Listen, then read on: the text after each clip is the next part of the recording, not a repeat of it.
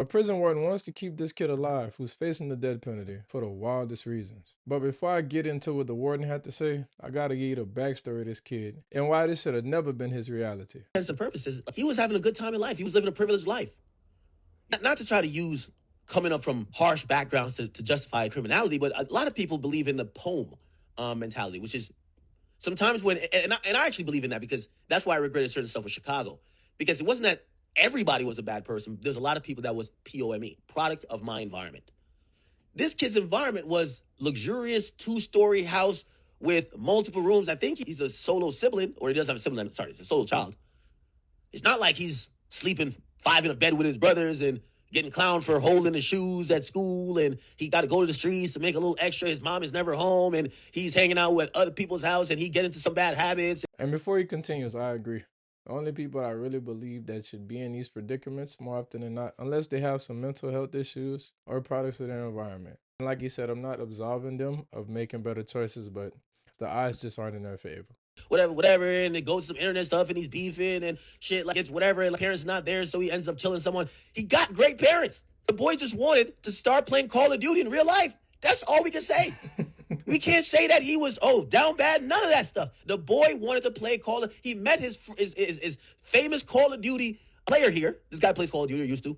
And he was a big Call of Duty guy. And at some point he said, you know what? Let me go do this in real life. I would have some sympathy for him if he was under 18, but the boy is 20. Choosing to subscribe to the streets instead of going to make something out of your life in the name of fitting in will have you in some terrible predicaments.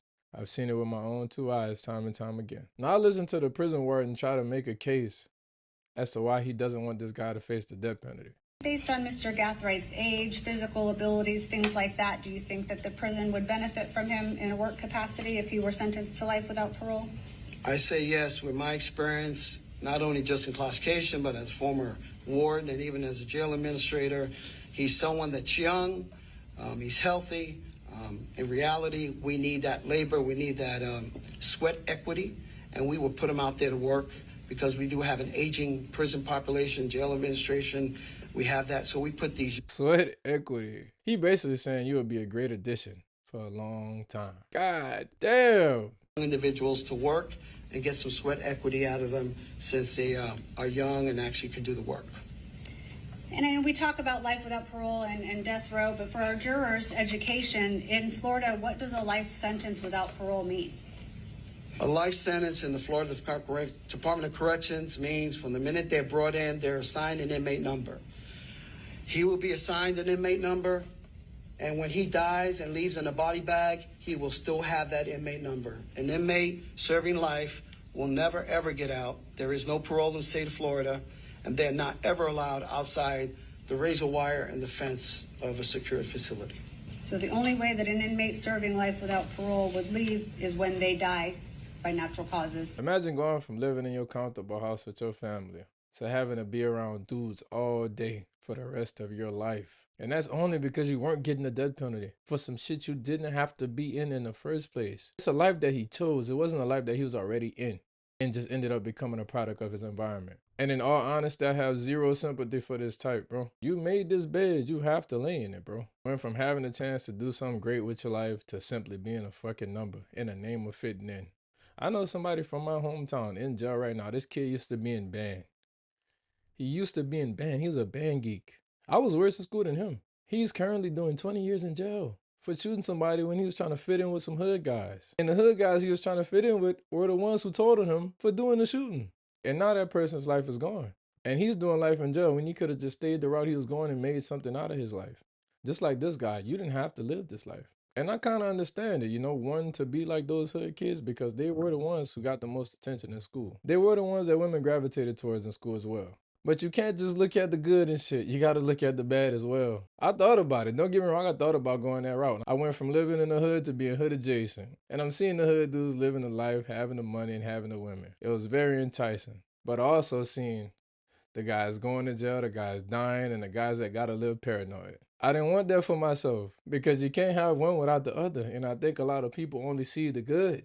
Not realizing that bad is inevitable, bro. Every dude I know from the suburbs that tried to fit in has a similar outcome as a dude from the hood.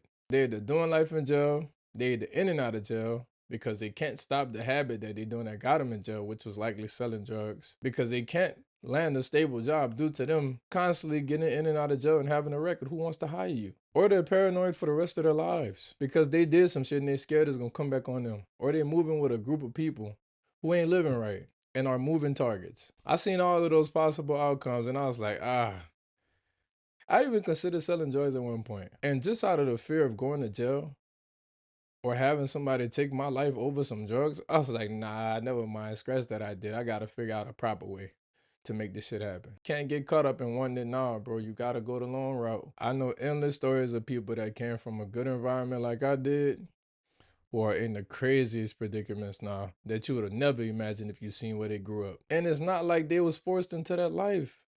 It's not like they woke up into that life. That was a life they chose. That warden was talking about that kid like he was a slave, bro.